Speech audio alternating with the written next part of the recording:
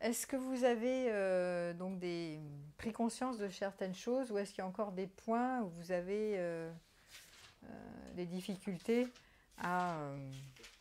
est-ce que vous restez accroché à des pensées racines ou est-ce que vous commencez à démobiliser vos croyances? Quelles sont les prises de conscience que vous avez faites? Ceux qui parlent prennent le micro. Là, je voudrais vous demander, c'est quoi le problème en fait, hein, de la dépendance affective en fait. Normalement, vous devriez commencer à voir le problème que j'ai, moi personnellement, c'est ça et pas autre chose.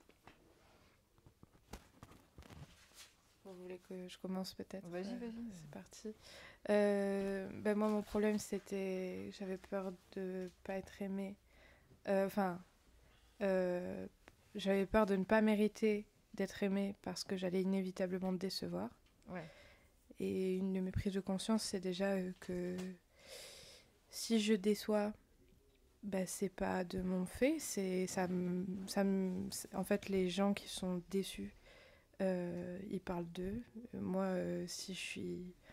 Enfin, moi, j'ai pris conscience que je suis pas décevante et que je suis en phase avec mes valeurs, que je suis quelqu'un de bien, que je fais des choses qui sont bien et que si jamais, et c'est arrivé, on me dise que je gâche mon potentiel, que je ne suis pas assez bien, quoi que ce soit, c'est pas...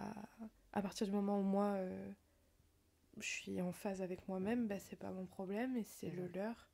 Et donc après, bon, c'est à moi de faire le tri dans ma vie. C'est ça. Voilà. C'est ça. C'est exactement ça. Je peux décevoir parce qu'il y a des gens que je décevrais, parce qu'ils ne sont pas raccord avec mes idées, mes valeurs, mes opinions, mes goûts, mes couleurs. Et ceci, c'est normal. Ceci, ça arrive. Ça fait le tri. Donc ça, c'est le travail sur l'exclusion. Je peux me faire exclure, je peux me faire rejeter de personnes auxquelles je peux être attachée. Et si je reste alignée, ce que tu as dit, hein, sur mes valeurs, ce que je suis, ce qui est important pour moi, mes goûts, mes couleurs, alors à ce moment-là, je fais le tri. Et puis ceux qui m'aiment pas, et ceux qui m'aiment me suivent. En fait, c'est vite vu, hein. Ça reste comme ça. Ça se termine comme ça. C'est exactement ça. Mais tu peux la jouer, cette partition, que si et seulement si, de nouveau, tu n'as pas besoin tant des autres que ça. Tu vois, parce que quand tu te fais rejeter et que tu as deux personnes dans ton entourage à qui tu tiens et que tu en as deux qui te rejettent parce qu'ils n'ont pas les mêmes goûts que toi ou ils te disent t'es décevant, tata, tu te dis putain, je vais me retrouver toute seule. Ouais. Au secours. Donc là, quand même, avant toute chose, avant de décevoir, c'est je ne me déçois pas quand je suis avec moi, en tête à tête avec moi. Je ne suis pas décevante, je ne me déçois pas avec moi-même. C'est-à-dire de moi à moi, de moi avec mon enfant intérieur, je ne me déçois pas. Ouais. Je ne sais pas me décevoir. Le premier travail que j'ai à faire actuellement, c'est que inconsciemment, je me suis déçue moi-même là toutes les années qui viennent de passer de ma vie. Parce qu'aussi, j'étais pas en phase avec qui j'avais envie d'être vraiment et pour qui j'étais. Bon, c'est chelou comme phrase. Si, c'est toujours comme ça qu'on fait en fait. Tu t'es adapté aux autres pour être aimé. Donc, mes passions, mes rêves, mes peurs, mes angoisses, c'était pas les miennes. Donc là, le but, c'est d'apprendre à voir qui je suis, quels sont vraiment mes goûts, mes rêves ou quoi que ce soit. À partir du moment où je suis en phase avec ça, je me décevrai pas, quoi. Tu te déçois pas, puis qui t'aiment te suivent. Et ceux qui t'aiment pas et qui aiment et puis pas, ça fait le tri et c'est génial. Ça te fait le tri. Donc et ça prend beaucoup moins d'énergie, quoi. J'aurais plus à essayer de courir après tout le monde, à dire vas-y, je peux être comme ça, je peux être comme ça. C'est ça. Donc cette attitude de séduction compulsive qui est je dois plaire, parce que sinon, si je fais pas d'effort, je ne suis pas aimable et je suis rejetée. Ça, c'est, vous vous rappelez, dans le profil amoureux, c'est le planqué de l'amour. Je mets un masque, je fais des efforts pour m'adapter au goût de l'autre, parce que je crois que si je porte pas de masque, je suis pas assez intéressante, et donc je vais pas être aimée. D'accord ? Mais la première personne, effectivement, c'est ce que tu fais, c'est le travail juste, hein. Je vais m'aligner avec qui je suis, me rencontrer moi, dans mes goûts, mes projets, mes passions, mes machins, et je ne me déçois pas moi-même quand je suis seule avec moi, qui même me suivent. Et ça te fait le tri comme ça. Et c'est ça. Et puis avoir peur de ne pas correspondre aux fantasmes que chacun a de qui je pourrais être en fait. Ou des aspirations, des goûts, des couleurs. Des attentes, quoi. Des attentes des autres. J'ai le droit de décevoir les attentes des autres. Oui. Et ceci n'est pas grave parce que, de toute Parce façon, que je me moi, en déçois tout pas. cas, je me déçois pas. Voilà, c'est ça. Donc ça, c'est une belle déconstruction et passer du mendiant à l'empereur, hein, c'est cette affaire-là. Hein. Mais ça demande d'être vérifié dans l'expérience, ça prend du temps.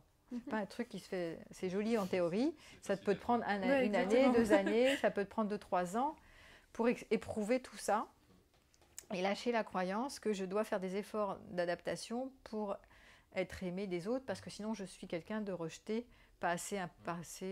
Assez bien.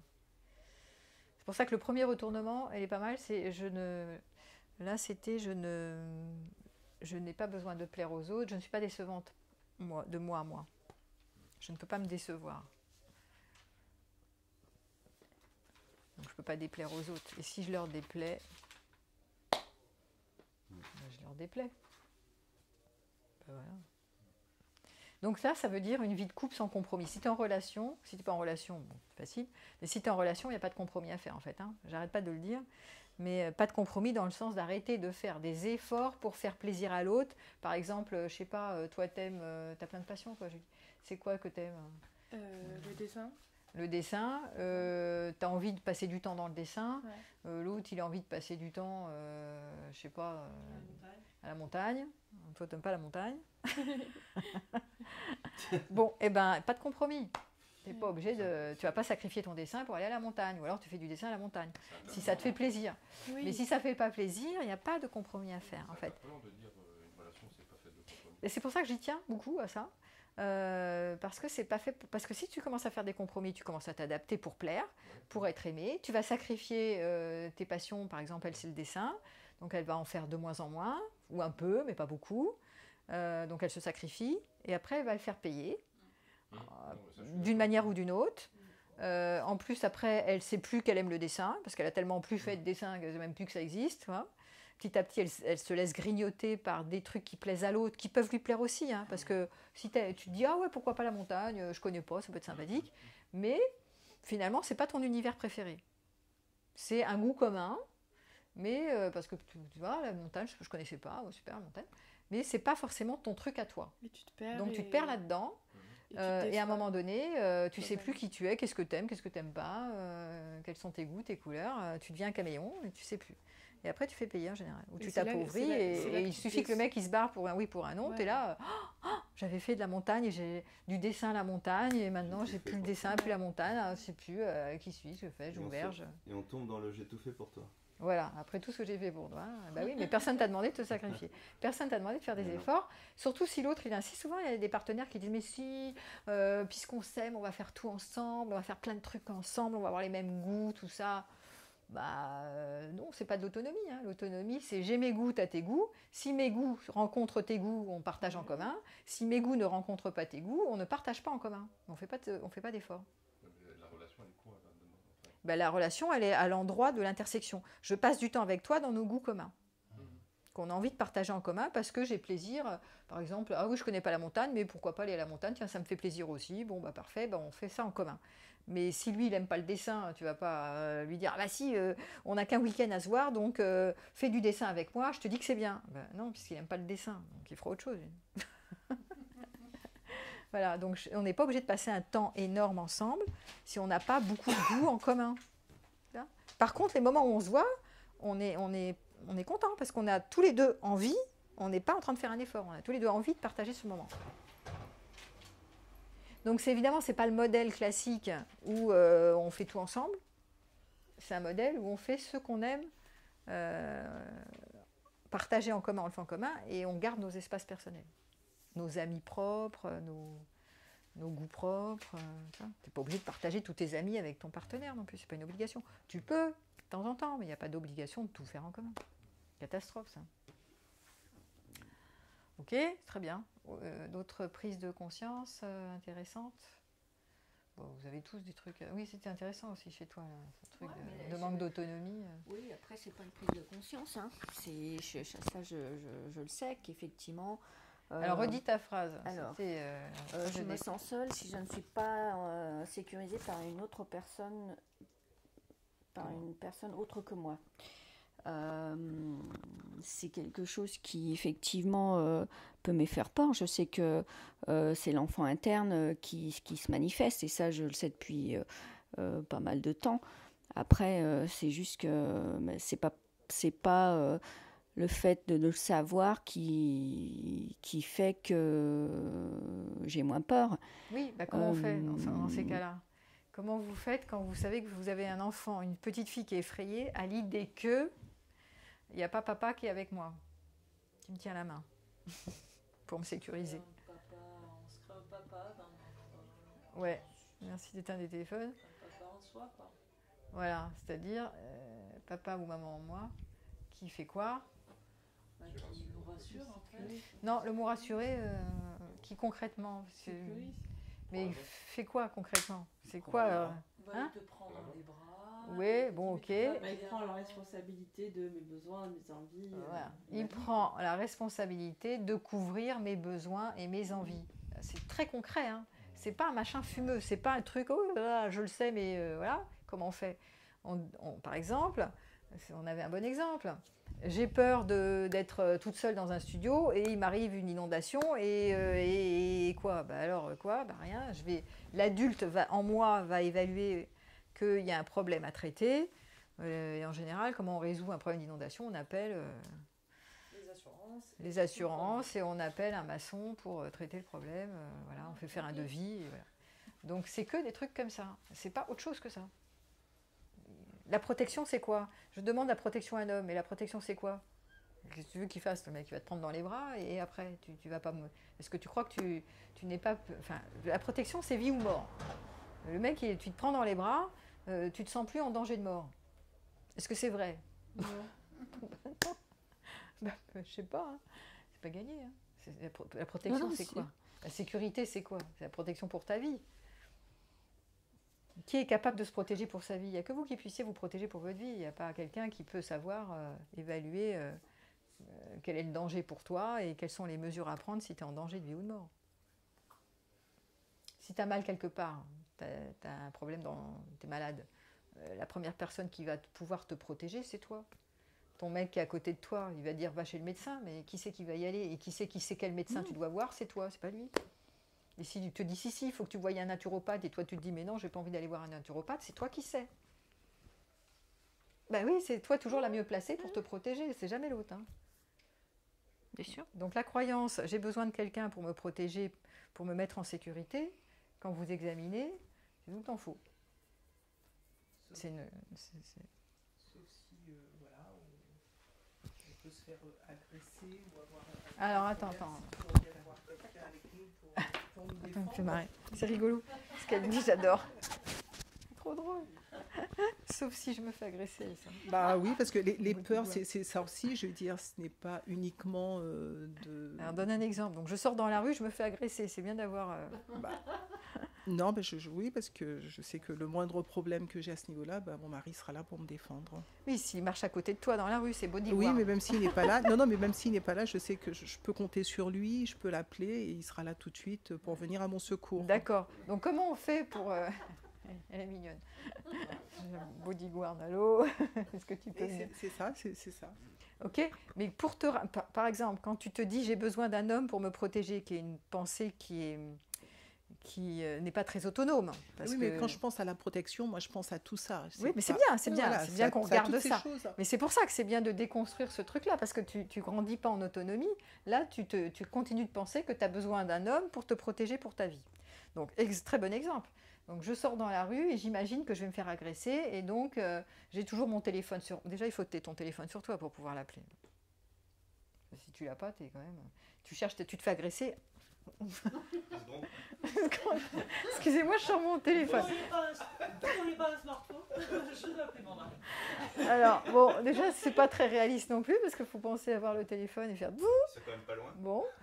Et c'est pour ça que c'est un imaginaire. Et quand bien même tu arrives, après, bon, tu as fini de te faire agresser, tu l'appelles, il vient venir te chercher. Mais comment vous pouvez imaginer vous en sortir sans avoir besoin de votre mari? Comment vous faites les autres Bah, si vous n'avez pas de mari? Bah oui, mais c'est ça le problème. Je pense que moi, en ce qui me concerne, c'est pour ça que je suis là, parce que je suis trop dépendante. Ben oui, mais justement, à tout niveau, imagine, pour on va tout. poser la question, imaginez, il y a des hommes en plus, imaginez vous faites agresser, vous n'avez pas de femme qui va venir vous protéger. Vous appelez pas votre nana pour dire, bon ça peut, hein. Allô, je viens de me faire agresser. Bon, comment on fait pour s'en sortir, pour se rassurer soi-même d'ailleurs? Comment on fait si qui c'est qu'on appelle quand on est grand, quand on vient de se faire agresser? La police. Ouais, salut, la police. Ça dépend de la gravité. Oui, mais tu vois, là, on est de nouveau dans le même raisonnement qui est je ne me fais pas confiance dans mes compétences d'adulte pour gérer s'il y a un problème à résoudre. Bah, c'est ça, moi, c'est exactement le Ben c'est problème. ça, c'est que tu ne te fais pas confiance dans tes compétences d'adulte. C'est comme si tu me dis j'ai besoin de mon mari. Bon, bah il est là, mais si ça se trouve, ce jour-là, il sera en voyage, il aura éteint son téléphone, en plus, pas de bol. Et tu vas te dire, merde, je peux pas compter sur lui. Ah, ça c'est con, dis donc. J'étais persuadée que c'était lui qui allait me soutenir, venir me chercher, m'emmener à l'hôpital et tout.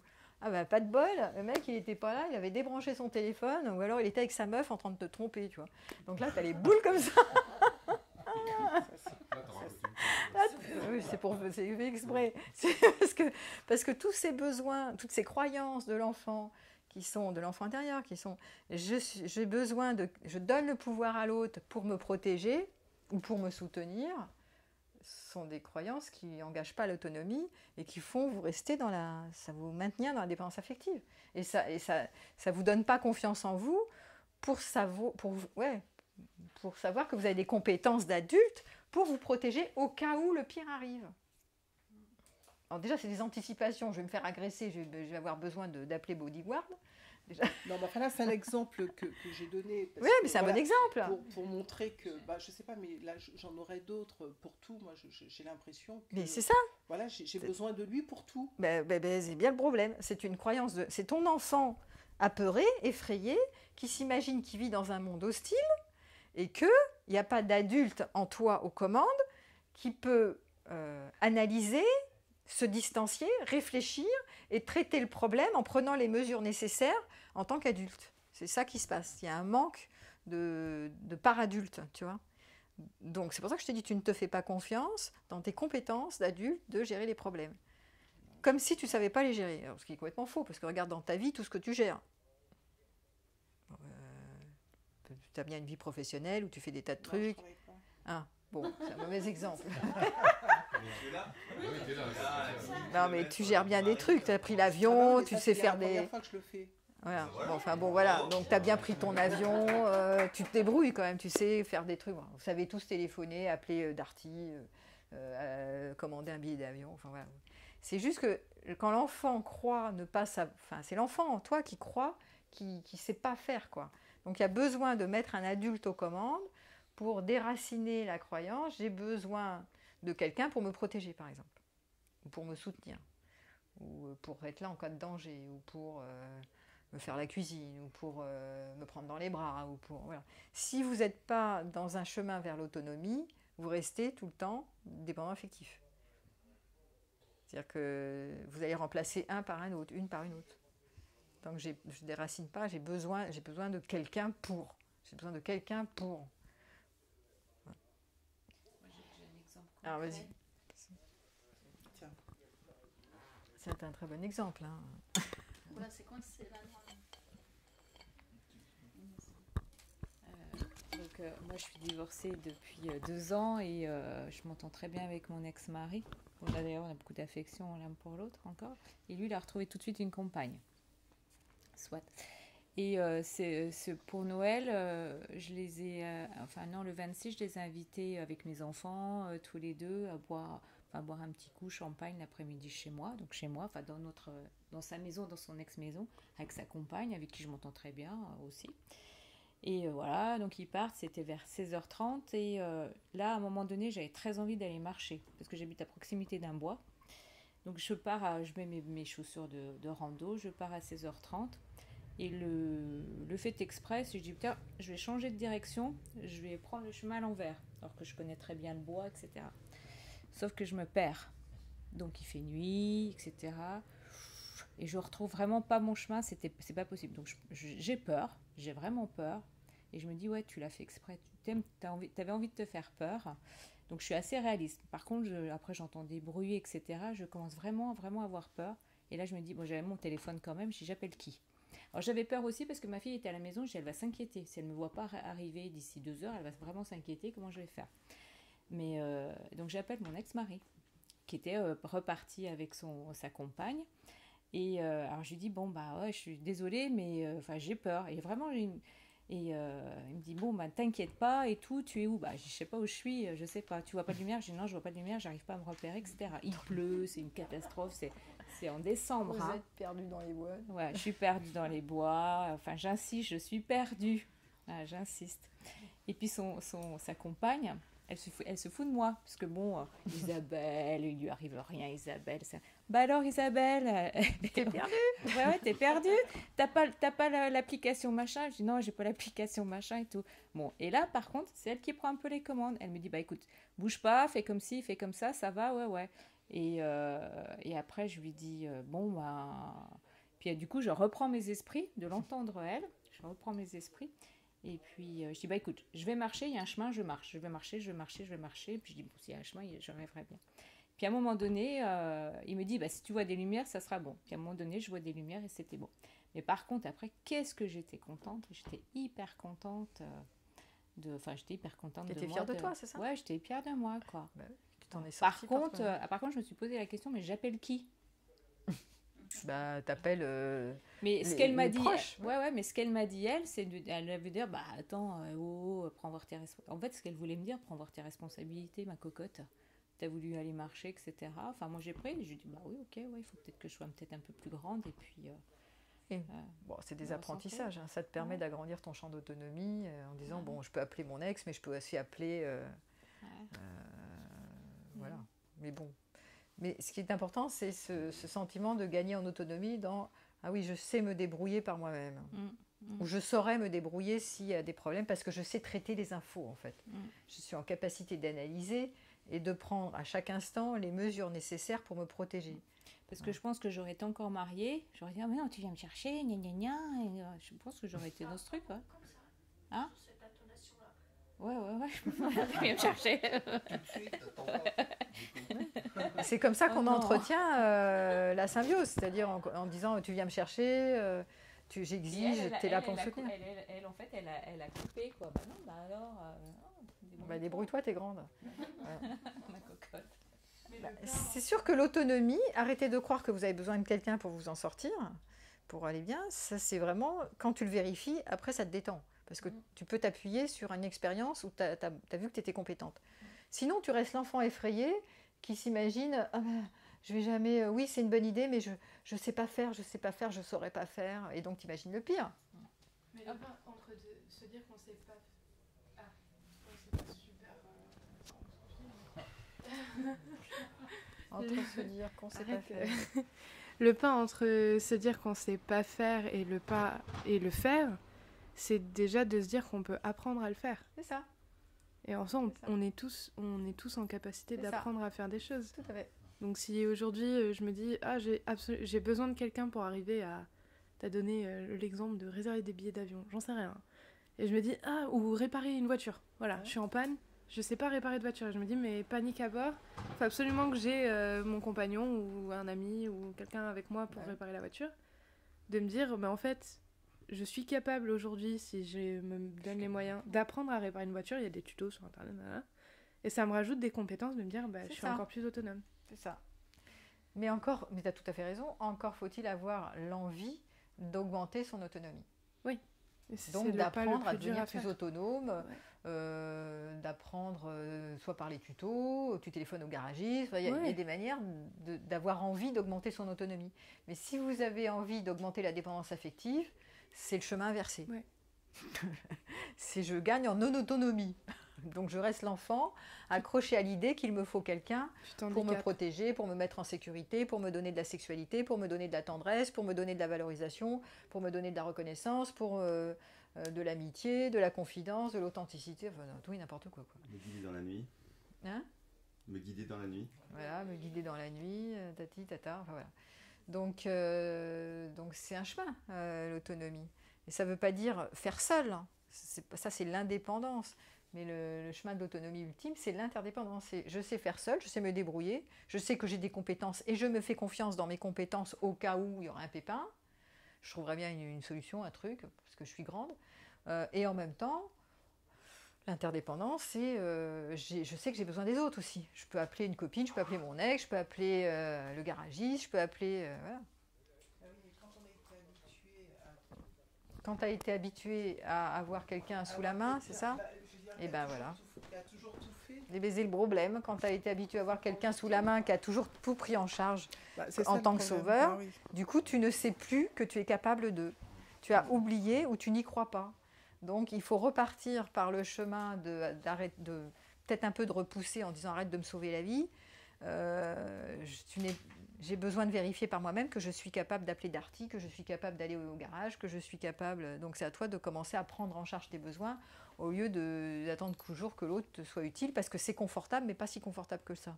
C'est confortable que l'autre te vienne toujours en service, mais quelque part, c'est pas confortable parce que tu oublies que tu as des compétences. Il fait ton budget à ta place, il fait plein de trucs à ta place. Oui, mais en même temps, il faut reconnaître que ce ne sont pas des tâches qui sont toujours hyper intéressantes. Et quand justement. S'en décharger, oui, mais résultat des courses, à force de décharger, tu crois que tu es incapable de tout faire. Donc, c'est bien. C'est pour ça que c'est pas toujours confortable de se prendre en main, mais au moins tu montes en autonomie au lieu de te dire je me délaisse de toutes les tâches pénibles, genre garage, bricolage, problème de maison, nanana. Alors c'est le mec qui s'en occupe si tu es une nana, sauf qu'après tu te dis oh putain, mais il va m'arriver si je suis toute seule, mais quand je suis nulle, quoi, je sais pas faire. Donc je m'effraie, voilà. Vous voyez la limite du... Alors pour les mecs, c'est pas toujours le bricolage, le garagiste et les... Mais pour les hommes, c'est plus parce qu'eux, ils savent, en général, ils n'ont pas peur de ne pas savoir se débrouiller. Mais c'est plutôt... la cuisine... la cuisine encore, ils s'en foutent, ils ne mangent pas. C'est plus la solitude affective. J'ai pas une petite nana pour me tenir la main et donc je vais me sentir esseulée. Esseulée. C'est pas la solitude où tu manques de rien, c'est la solitude esseulée. Je suis seule et c'est Bertrand, c'est ça. Mon Dieu, je vais finir seule et pas accompagnée et c'est la fin du monde. Alors que du matin au soir, il est toujours avec plein de groupes d'amis, mais bon. C'est quand même une majorité d'hommes. Il y a plein de nanas aussi. Je me sens c'est très humain. Hein. Je me sens esseulée, c'est-à-dire je me fais l'idée que quand je suis seule, il me manque un truc. Pourquoi c'est plus masculin, c'est par rapport à la maman? Parce qu'eux, ils n'ont pas ce truc de j'ai besoin d'un homme pour me sécuriser, pour ma partie matérielle, pour tu vois, pour me prendre dans les bras et ça y est, je peux me reposer parce qu'il me protège. Tu vois, ça c'est ancestral, ça c'est très biologique, tu vois. Donc eux ils ont moins ce truc-là. Ils se disent pas tiens je vais avoir ma nana si j'ai un problème de voiture, elle va venir me dépanner. Ils se posent pas la question, tu sais. Pour être honnête, c'est pas tant que c'est génétique, c'est ce que la société nous demande d'être en tant qu'homme. Bah oui, ils se débrouillent les mecs, Si on ils n'a pas apprennent à se on n'est débrouiller. pas considéré comme un homme. Voilà. Et c'est aussi une dictature, hein, pardon. Mais oui, c'est un peu compliqué parce qu'il faut toujours qu'ils se débrouillent tous. Ah il faut toujours assurer en toute circonstance, Voilà, assurer, protéger, c'est ça. Voilà. le tournevis, la Ouais, c'est ça. Le mec, il s'est... Et en plus, on voulait des nanas, mais alors... C'est vrai qu'eux, ils ont le truc d'être forts. C'est le mec qui gère tout seul, qui se débrouille super bien partout, tu sais. Mais qui en assure seconde que... approche, il faut être tendre aussi. Hein. Vous êtes exigeante avec comment on est avec vous, hein, pardon. Mais c'est vrai, eux, ils doivent assurer sur tous les mots. C'est la pub pour un parfum ou... Il fait moi un bon massage, là, quand même. T'appuies trop, là. Donc, c'est vrai que c'est compliqué tout ça, mais pour les hommes, c'est souvent cette problématique d'être esseulé et qui manque une petite âme sœur, quoi, une petite compagne. Il manque quelqu'un à protéger, voilà, c'est ça pour les hommes. C'est le fait de ne pas avoir coupé le cordon? Non, ça n'a rien à voir. Ça n'a rien à voir avec le fait de ne pas avoir coupé le cordon, ça a à voir avec le sentiment de séparation. N'oubliez jamais cette affaire de conditions humaines. Je me sens séparée quand j'arrive sur Terre et je passe mon temps à chercher la connexion perdue. Connexion perdue d'avec la source, c'est-à-dire d'avec quelque chose qui n'est pas perdu. Quelque chose qui n'est... Hein ? Non, ça n'a rien à voir avec la mer, ça reproduit ce truc, mais c'est le fait d'être séparé, d'être Oui, séparé, seul. Et ça, c'est propre à l'être humain. Oui, c'est propre à l'être humain. Ça fait partie de la condition existentielle humaine, ce sentiment de séparation dans lequel on navigue tous. Alors, pour gérer ce truc qui est ingérable, il y a des moments où vous serez inconsolable parce que vous allez vraiment croire que vous êtes séparés et qu'il vous faut quelqu'un. C'est l'histoire du doudou. Hein. J'ai besoin d'un doudou pour me tenir la main, même un doudou virtuel. Il y a quelqu'un qui pense à moi, ah ça y est, c'est merveilleux, je peux dormir sur mes 2 oreilles, même s'il n'est pas à côté. C'est la même histoire. Donc, comment faire face à ce sentiment de séparation? Je crois que je l'ai déjà dit ce matin, mais c'est arrêtez d'y croire, arrêtez de croire que c'est vrai. Vous n'êtes pas séparés. Vous voyez bien qu'on est tout le temps en lien avec quelqu'un. On n'est jamais seul en fait. Même quand vous croyez que vous êtes seul, vous n'êtes pas seul. Comment vous pouvez vous sentir seul? C'est un truc de dingue ça. Parce que quand tu es bien, quand tu es avec, on l'a vu, quand vous êtes seul avec vous-même, déjà vous avez une présence, il y a une présence en vous. Si vous faites attention, il n'y a pas rien. Il y a bien des sensations, des émotions, des perceptions, des idées, des pensées. Donc il y a déjà une présence. Donc, vous ne pouvez pas vous sentir seul déjà avec vous-même en tête à tête. C'est déjà pas possible. Donc déjà, si vous sentez la présence en vous-même, vous ne pouvez pas vous sentir seul et séparé de vous. Et vous ne pouvez pas non plus vous sentir séparé des autres. Puisqu'il y a toujours, dans votre téléphone, il y a 300 personnes qui disent là, vous avez le voisin, vous avez les collègues, vous avez du matin au soir, vous voyez des gens, vous voyez des groupes d'amis, vous ne pouvez pas vous sentir seul, c'est une aberration totale. C'est vraiment une pensée. Je suis seule, et c'est une mémoire qui est actualisée sans arrêt, mais qui a démarré à la naissance. Je suis seule parce que je suis séparée de la matrice. Et je me crois, je me prends pour une identité séparée, pour un moi singulier séparé. C'est comme l'océan et les vagues. Vous êtes l'océan, vous vous prenez pour une vague. Et je suis une vague séparée. C'est ça le délire en fait. C'est ce truc qui est complètement aberrant, qui fait que c'est une illusion, mais on croit que c'est vraiment vrai. On est dans un corps séparé les uns des autres et on ne sent pas le premier piège, c'est je ne sens pas ma présence à moi-même. Donc quand je suis seule, je ne me sens pas présent à moi-même. Donc j'ai besoin de quelqu'un. Et c'est toute l'histoire. C'est ça où l'histoire de la relation amoureuse, c'est ça. Alors après c'est en plus, je prends quelqu'un qui joue à bodyguard, et alors là, c'est mort, parce que là, je ne sais même plus que je suis capable de tenir sur mes appuis pour pouvoir gérer ma vie, me protéger, me donner chercher de la tendresse si j'en ai besoin, chercher de la sexualité si j'en ai besoin, ou être autonome sexuellement si j'en ai besoin, ou appeler le garagiste si j'en ai besoin, enfin voilà. Mais chez les animaux, il y a aussi ce phénomène, bon, pas tous, mais je veux dire... Tu me parles du cheval? Entre autres. Comme le cheval. Donc il se sent séparé, le cheval? Oui, il cherche à communiquer. À communiquer, à être... Oui. On cherche la communion. Notre plus grand désir, c'est la communion, c'est la reliance. C'est la communion, hein, c'est l'unité. On cherche la communion, cœur, corps et âme, c'est le retour à la source, le retour à l'unité. On cherche ça. Mais on cherche et on ne trouve jamais quand on cherche avec l'extérieur. Parce que c'est toujours une impasse, c'est toujours une déception, c'est toujours une désillusion. Voilà. Donc le truc, c'est de voir que on peut arrêter de chercher. Quand on en a marre de chercher, on lâche l'affaire. Je cherche quelqu'un, la bonne chaussure, machin, c'est pas lui, c'est l'autre. Et on commence à trouver la présence en soi. La présence, c'est la solitude de l'empereur. Je sens que je suis tout ce qui est là maintenant. Et c'est toujours ici et maintenant, c'est jamais demain, c'est jamais hier. Le passé n'existe pas, c'est mort. Le futur, tu ne le connais pas. C'est une pensée. Hein.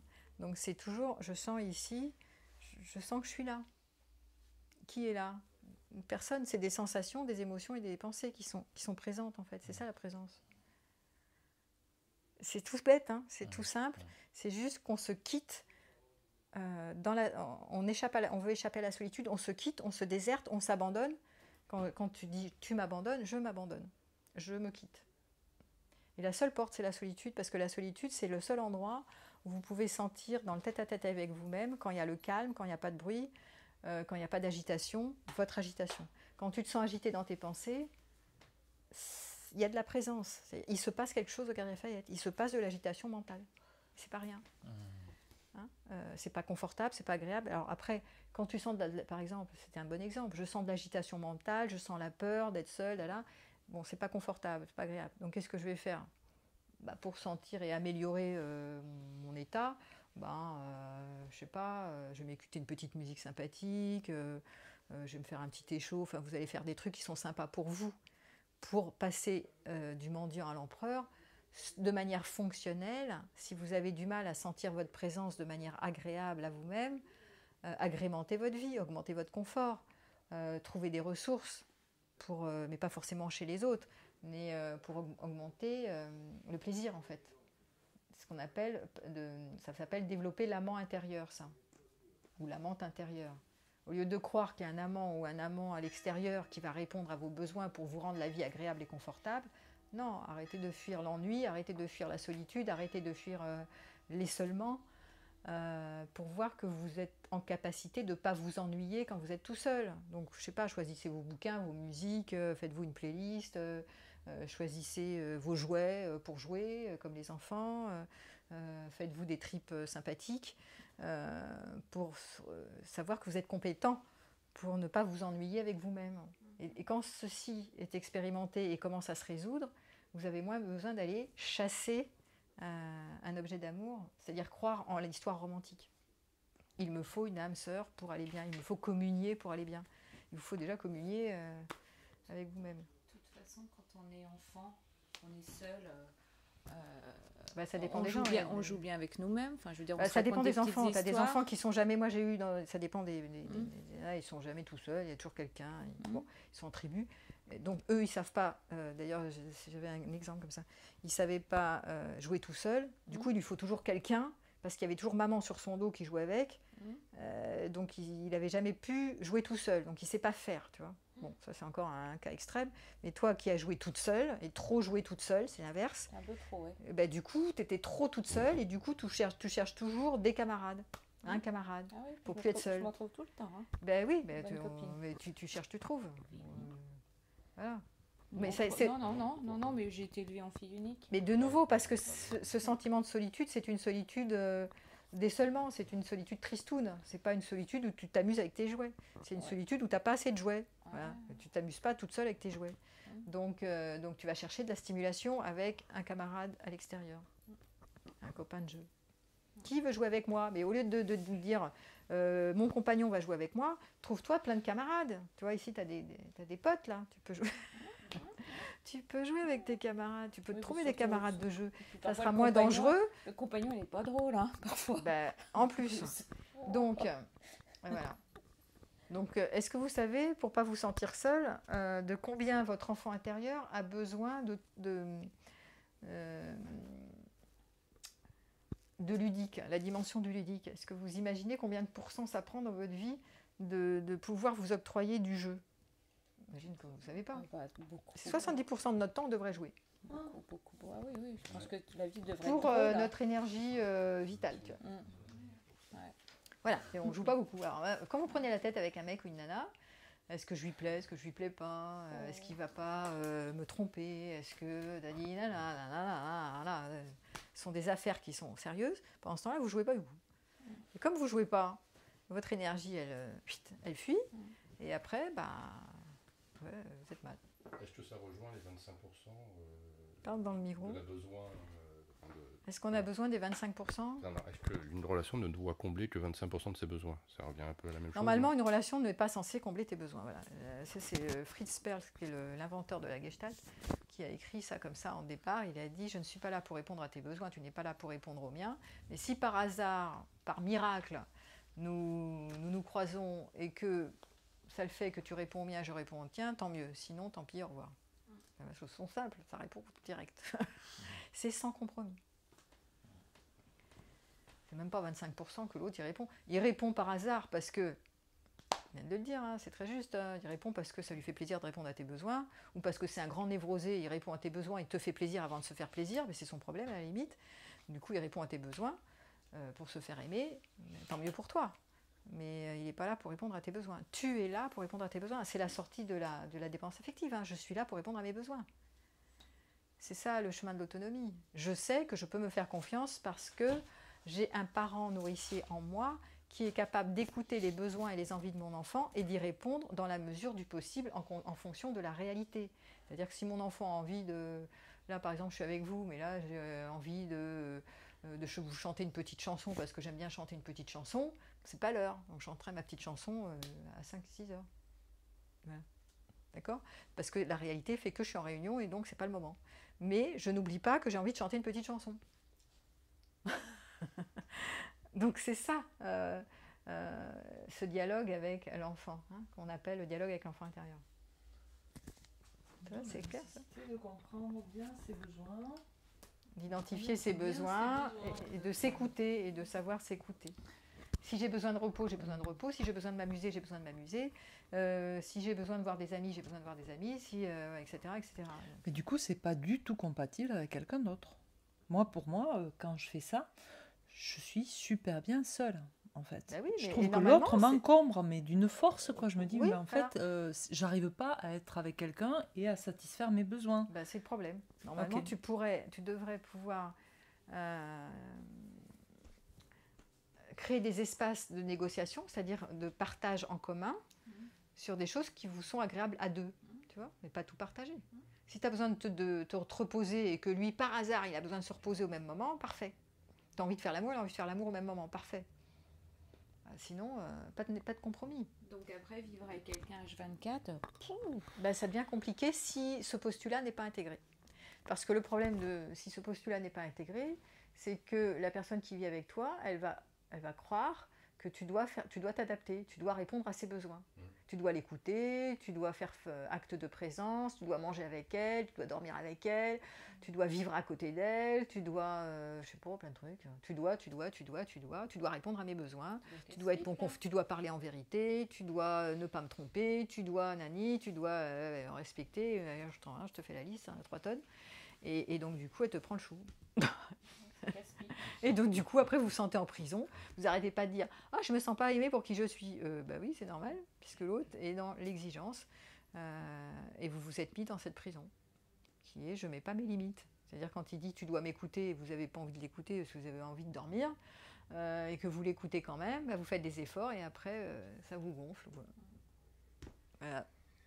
Toute l'histoire de l'aventure du couple. C'est pour ça que l'histoire des besoins, c'est essentiel. C'est quand je ne réponds pas à tes besoins, donc tu commences à m'attaquer ou à fuir. Si je ne réponds pas, toi, tu as envie que je m'écoute. J'ai besoin, je sors de ma journée de boulot, j'ai envie de te déverser toutes mes histoires et que tu m'écoutes. Mais toi, tu en as marre, tu n'as pas envie de m'écouter.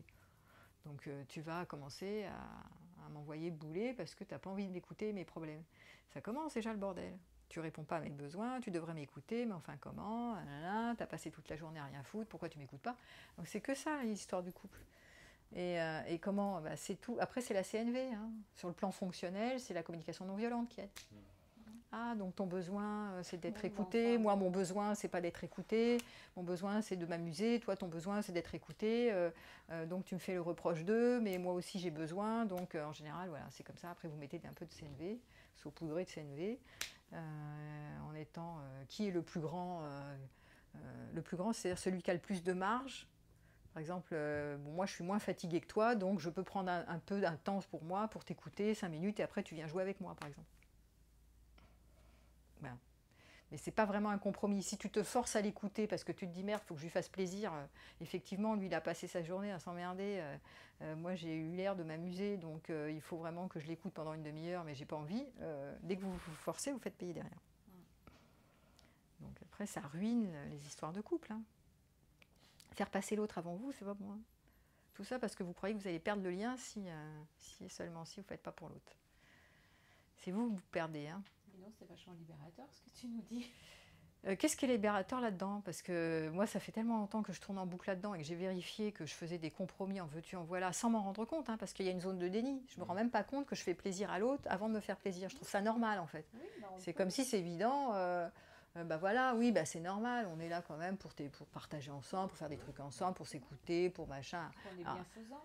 Parce oui, il y a une envie de contribuer, il y a une envie de contribuer pour l'autre.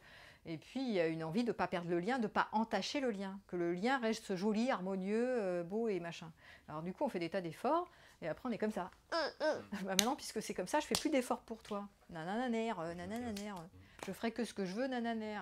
Et ça part en sous-marin, je me prends un amant, une maîtresse, où je je te vois plus, ou je vais bosser sur mon ordi comme ça, au revoir. Enfin, il y a plein de manières et des stratégies fuyantes pour où je t'agresse, je te fais des reproches parce que j'ai pas répondu à mes besoins. Ben, c'est que ça la vie de couple. Donc la vie de couple, c'est chouette sur un certain plan, ça vous fait beaucoup travailler sur vous. Si vous voulez un lieu où un lieu où vous allez réactiver toutes vos blessures et bosser sur vous, c'est le lieu du couple. Parce que vous êtes sans arrêt dans je dois faire des compromis, mais j'ai pas envie. Voilà, je dois garder le lien joli. Je dois persévérer en amour. Je dois travailler à la communication. Vous faites que bosser, quoi. En fait, quelque part. Bon, il y a les bons moments, heureusement, mais sinon personne ne le ferait. Mais c'est un énorme chantier. C'est un énorme travail sur vous. C'est un examen de manque d'autonomie, bien souvent, hein, parce que je crois que j'ai besoin de l'autre, donc à chaque fois je me perds là-dedans. Mais c'est intéressant, hein, c'est juste compliqué, quoi. C'est juste, il faut avoir l'énergie pour bosser sur soi tout le temps. Par la pêche, quoi. Tout ça pour pas être seule. Tout ça pour pas être seule. Parce que je m'ennuie quand je fais tout ça. Moi, je vais finir seule. Voilà. Et quand je dis seule, c'est pas vraiment seule, hein. C'est parce que c'est pas une solitude avérée d'ermite. Hein. C'est seule avec toutes vos ressources que vous savez mettre en place. Merci, c'était sympa. On a tout compris. Une vie beaucoup plus simple que vous pouvez l'imaginer. On a tout compris, je suis bien avec moi-même. Alors, Donc, en fait, moi, alors attends, passe-lui le micro. Ce qui me manque alors à moi, c'est de mieux cerner quels sont mes besoins en fait. Parce qu'en fait, c'est ce qui m'empêche d'avoir des belles relations, en fait, je pense. Ouais, c'est ça. Identifier tes besoins. Donc on revient sur les besoins vitaux quand même, rapidement. Quels sont les besoins vitaux pour aller bien seul, enfin pour aller bien avec vous-même déjà? Bien manger. Ouais, bah, manger, ok. Respirer, bon, de toute façon, on respire. Dormir, c'est essentiel. Dormir, c'est un des premiers trucs pour la stabilité du système nerveux, c'est un des premiers trucs pour la santé morale et physique.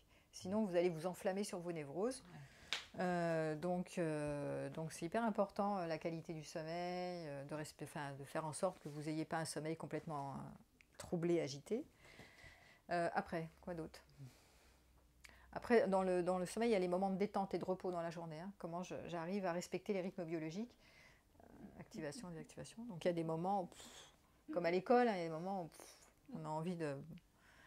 Voilà. Donc ça, c'est important de pouvoir les respecter de temps en temps quand même, parce que sinon, vous n'êtes pas en accord avec vos rythmes biologiques. Et votre organisme, il le fait payer. Hein. Et quand tu es avec quelqu'un d'autre, souvent, tu fais plus. Voilà, donc c'est pas négociable. Ce sont les besoins, là je parle des besoins vitaux, c'est non négociable. C'est-à-dire si tu négocies ça, tu vas le payer cher. Voilà. Tu vas devenir irascible, tu vas t'enflammer tes terrains, tu vas être agité, tu vas commencer à être irrité, tu vas commencer à être déprimé, tu vas commencer à être tout ce que tu veux.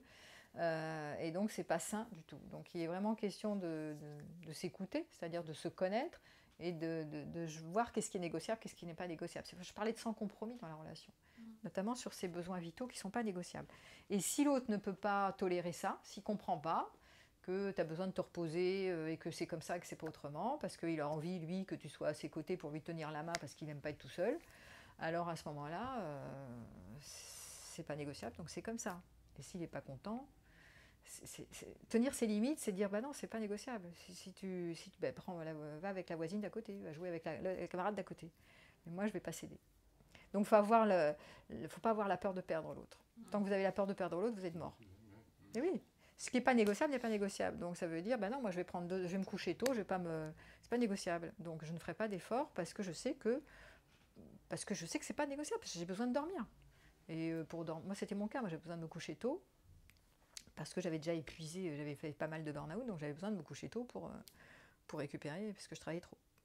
Bon, c'était comme ça. Donc, j'avais un copain qui lui, se couchait à 1h du matin tous les soirs, c'était son truc. Il se levait beaucoup plus tard que moi. Bon, à un moment donné, assez rapidement, j'ai dit, ce n'est pas négociable. Ah oui, mais non, mais tu vois, tu fais pas des trucs, tu revois pas des films avec moi, mais oui, mais non, mais oui, mais non. Ben non, c'est pas négociable. Mais à un moment donné, c'est comme ça et c'est pas autrement. Et bon, il a dû s'adapter à moi, parce que j'avais pas de marge. Donc dans ces cas-là, c'est ça, hein, c'est le plus grand, celui qui a plus de marge doit s'adapter au plus petit, qui n'a pas de marge. Ses besoins vitaux doivent être respectés. Si l'autre ne le comprend pas, bah, il va jouer avec la voisine d'à côté, puis tu le perds, mais c'est pas grave. Au moins tu te respectes. t'écoutes et tu te mets pas en 4, en 10, en 25, en 150 pour quelqu'un. C'est-à-dire que tu commences à t'aimer toi avant d'aimer l'autre. Bon, c'est un bon exemple. Donc il y a les besoins donc, de sommeil, de repos, de détente. Qu'est-ce qu'il y a d'autre comme besoins vitaux? Sociaux. Hein? Les besoins sociaux. Besoin de lien, ouais, à petite dose, parce que c'est un équilibre aussi, parce que si tu es trop en contact, il y a du bruit. Donc, Si tu vois personne, tu parles à personne. voilà, donc si tu vois personne, tu te détaches, tu es dans la dissociation trop. Et si tu parles trop à tout le monde, tu es complètement perdu, il y a trop de bruit, donc tu es agité. Donc c'est toujours les équilibres à tenir, hein, mais ça fait partie des besoins qui peuvent être, bah oui, j'aime bien être en contact, ça me nourrit d'avoir de la tendresse, des regards, de la connexion, des câlins, machin, tout ça. Bon, c'est les besoins de lien. Qui ne sont pas forcément vitaux, mais qui peuvent être nourrissants. Ouais, là, c'est plutôt nourrissant que. Oui, c'est nourrissant. Vital, parce que bon, oui, non, c'est parce que s'il y a trop, quand tu es trop en contact, blablabli, blablabla, il y a de l'agitation à la périphérie. Il n'y a pas assez de silence. Et donc, il faut qu'il y ait des temps de ressourcement dans le silence et des temps avec les autres ou un autre. Tu vois, des temps de contact et des temps de solitude. Parce que si c'est trop dans la solitude, tu te dessèches et tu n'as plus de force vive, il n'y a plus d'énergie dans le moteur, il n'y a plus l'enfant qui joue, on va dire ça comme ça, parce que n'oubliez pas qu'elle a besoin de jouer. Hein. Ouais. D'accord? Donc tu peux jouer toute seule, mais tu peux jouer avec les camarades. Voilà. Mais si tu passes ta journée à jouer avec des camarades, imagine tu es à l'école, tu es à la cour de récré du matin au soir, tu en ras-le-bol des camarades, tu as envie d'être tranquille tout seul dans ton coin. Tu vois. Donc il y a toujours voilà, un peu de ça, un peu de ci, un peu de mi, mais pas trop de ça et trop de ça. C'est un juste équilibre à tenir. C'est pour ça qu'il faut bien se connaître. Alors, besoin de tout. Besoin de jouer, besoin donc de t'amuser, de t'éclater, de faire des trucs qui sont... Mais pour faire des trucs qui t'éclatent, il faut savoir qu'est-ce qui t'éclate. Parce que moi, ce qui m'amuse peut ne pas t'amuser. Il faut essayer des tas de trucs. Il faut essayer plein de choses. Musique, le dessin, la peinture, le chant, la créativité, machin, si, oui. Essayez le sport, essayez des trucs. Puis vous allez voir qu'est-ce qui vous éclate. Voilà. À quoi j'ai envie de jouer, quoi. Ok. Qu'est-ce qu'il y a d'autre? Sécurité. Bon, c'est quoi la sécurité? Concrètement, ça peut être avoir un toit, un chauffage. Voilà. Une maison qui ferme. Ouais, voilà, une maison. Voilà. Bon, c'est des trucs. Avoir un travail qui nous sécurise aussi financièrement. Voilà, savoir que tu as assez d'argent qui rentre, comme ça, tu as une petite maison et que tu n'es pas dehors à faire Cosette. Voilà. Mais ces besoins, il y a eu des enquêtes qui ont été faites hein, par rapport au bonheur, puisque c'est un mot qui est dans toutes les bouches aujourd'hui, on cherche le bonheur. Quand tu es... pour ceux qui gagnent trop, enfin pas trop, qui gagnent plus, l'argent, en fait, ils sont plus emmerdés que les autres. Ils ont plus de possessions, donc ils doivent plus tenir leurs possessions, et du coup, ils ont plus d'emmerdement, en fait. Ils sont plus soucieux, ils sont plus anxieux de ne plus avoir leur train de vie, etc. Ah, voilà. Donc ça, c'est pas se mettre en sécurité, c'est t'amasses tellement qu'après, tu te fous le bourdon. Tu te fous oui, c'est pas des besoins... si tu crois que tu as une identité, si tu te prends pour un homme ou pour une femme, tu vas avoir besoin de fixer ton identité. Mais c'est normalement pas des besoins vitaux. Sauf si tu te racontes l'histoire que tu es un homme et que tu es une femme et que tu as besoin de vérifier que tu es un homme ou une femme et que voilà. Enfin, ça, c'est tout un autre. Mais non, c'est pas vital. Tu peux te considérer. Tu peux, hein, mais tu n'es pas obligé de te prendre la tête avec ça. Ça, c'est les histoires machin genrées là qu'on entend beaucoup en ce moment. Alors, suis-je un homme ou une femme? Suis-je dans quelle catégorie suis-je, tu vois? On est dans une période où on passe son temps, vous n'avez pas remarqué, on passe son temps à se catégoriser, à se classifier, à se mettre dans une case pour s'identifier quelque part. Alors la prise de tête que tu te mets là-dessus, on voit que pendant ce temps-là, tu t'amuses, tu te distrais, hein, tu joues à quelque chose, hein. Faut bien jouer à quelque chose. Mais bon, donc ça ne te prend pas la tête, ça va. Putain, il reste pas de la tête pendant des heures. Que je suis dans quelle case? Vous n'avez pas remarqué? C'est la folie. Je ferai peut-être une conférence un jour sur les histoires de catégorie, de classification, dans quelle case je suis. Dans ton bouquin, je suis alpha, je suis planquée, je suis Oui, voilà, privée. mais c'est sympa. Mais moi, j'adore classifier. Mais un endroit où je peux être détachée de ça, tu vois. À la fois, je peux m'amuser à me mettre dans une case, tout en sachant que je ne suis pas une case. Parce que c'est indicatif.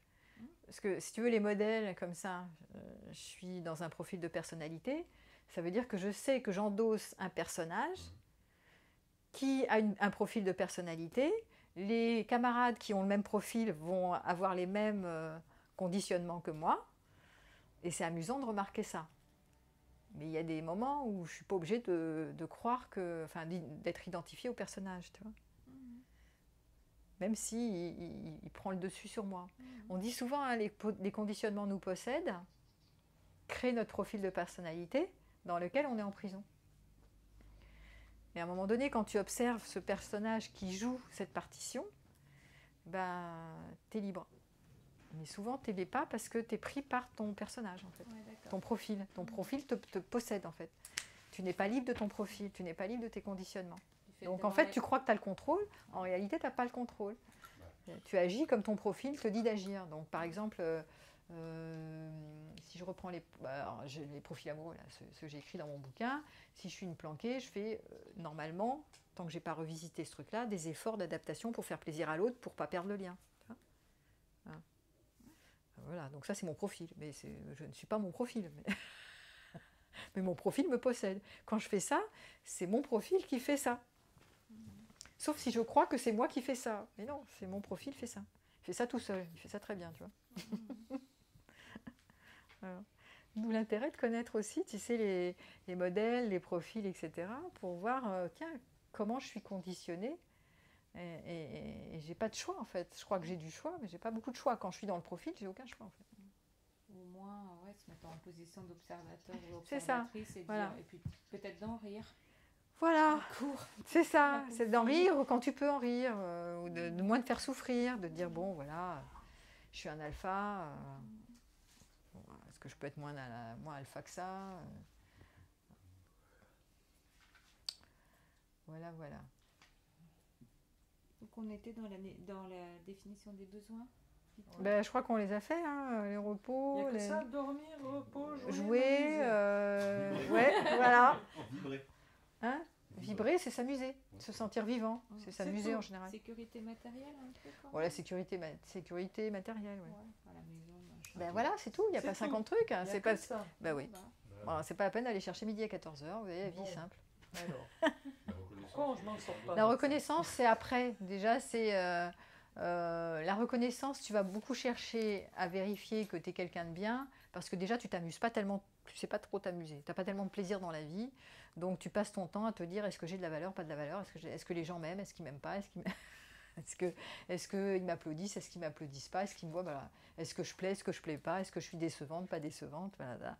C'est toute une histoire, mais pendant ce temps-là, c'est parce que tu n'as pas assez de plaisir, tu n'es pas assez en tâches autotéliques, on appelle ça. Les tâches autotéliques, c'est les tâches qui te font avoir du plaisir par le seul fait que la tâche existe. Par exemple, tu fais de la guitare sans chercher un résultat, tu t'amuses à jouer de la guitare, il n'y a pas de résultat, mais toi, tu as pris du plaisir. Tu ne prends pas de plaisir si tu cherches à avoir un résultat. Donc la tâche autotélique, elle est intéressante parce que c'est les besoins de s'amuser.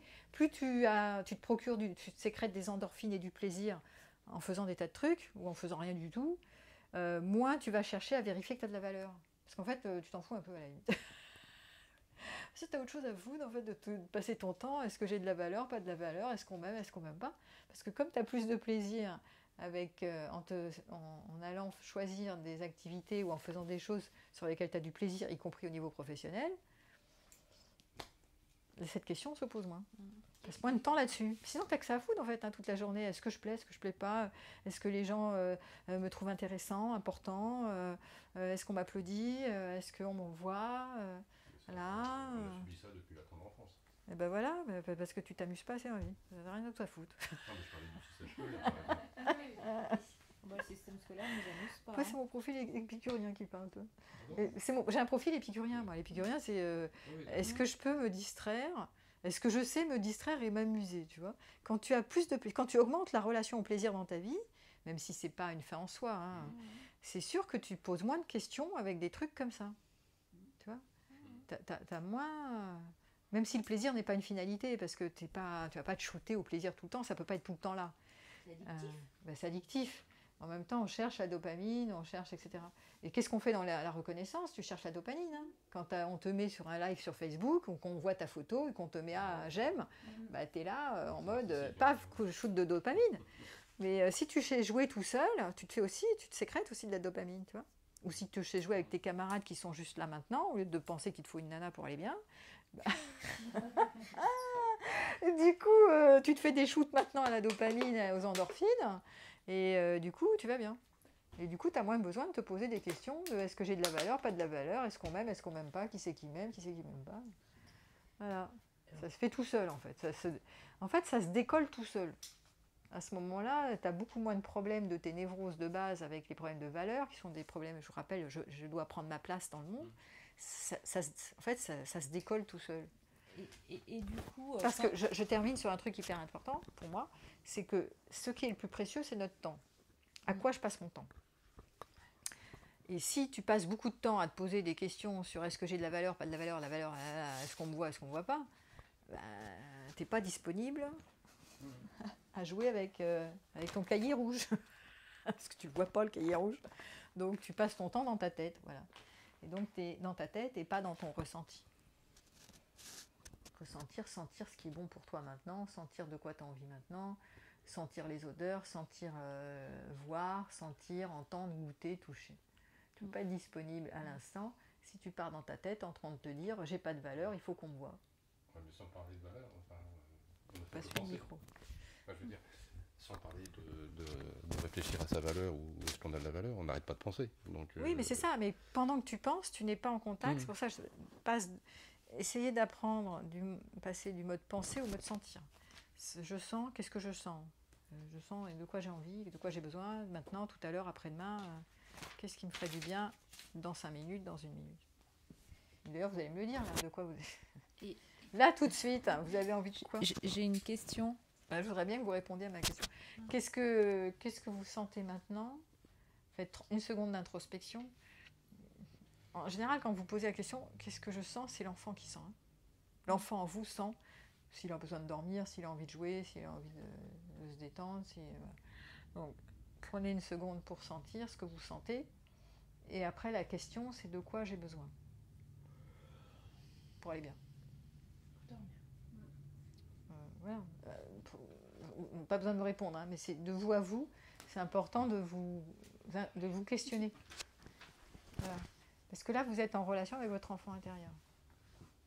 Et dans la mesure du possible, ça va être de satisfaire ça quand ce sera réalisable. D'accord? C'est tout. Ouais, c'est comme ça. C'est plus simple. Et donc, j'ai une question. Toi qui as beaucoup d'expérience, enfin, tu sais faire, hein. Enfin, je sais pas. Est-ce que d'être comme ça, c'est-à-dire, ouais, je sens plus que je mentalise, est-ce que tu penses que tu peux avoir une influence sur les personnes? Ouais, j'ai beaucoup travaillé là-dessus, c'était ma direction thérapeutique, toujours d'ailleurs, parce que c'est un chemin d'une vie ça, de te connecter à ta part enfant pour lui demander de quoi elle a envie, qu'est-ce qui lui ferait plaisir à la petite fille, bon c'est un petit garçon, comment je pourrais m'amuser, est-ce que j'ai envie est-ce que j'ai besoin de dormir, est-ce que j'ai besoin de je sais pas quoi, de manger, est-ce que j'ai besoin, qu'est-ce qui me ferait plaisir en fait, qu'est-ce qui me ferait du bien. Et oui, c'est une question. Ma question, c'est est-ce que tu penses que tu influences les autres? Que j'influence les autres? Ouais, en étant comme ça, en étant le plus pleinement comme ça. C'est-à-dire que comme je me sens mieux avec moi, étant plus détendue, les autres qui me fréquentent, ça les détend. Hein. Ou pas. S'ils sont agités, ils vont s'agiter tout seuls. Et s'ils sont détendus, ils sont détendus, tant mieux. Non, tu n'as pas noté une influence positive. C'est-à-dire que quand tu es plus calme et que toi, ton système nerveux est plus régulé, ça veut dire que tu es plus calme, quand tu te colles à quelqu'un qui est agité, ça peut le détendre un peu, ça le régule un peu, puisqu'on régule nos systèmes nerveux avec les autres. Ou s'il est trop agité, il va rester agité. Et si j'ai un patient qui est archi débordé, agité, je peux être calme, ça ne va rien faire. Hein. Enfin, ça peut faire un peu, mais pas tant que ça, quoi. Donc, parce que les systèmes nerveux dérégulés, au niveau physiologique, ils vont prendre du temps avant de se réguler. Mais ça ne suffit. Le lien ne suffit pas pour. C'est bien, hein, c'est une ressource. Tu vois, t'as un thérapeute qui est calme, qui est posé, qui t'écoute, machin, ça pose un peu la bête en face. Ça suffit pas.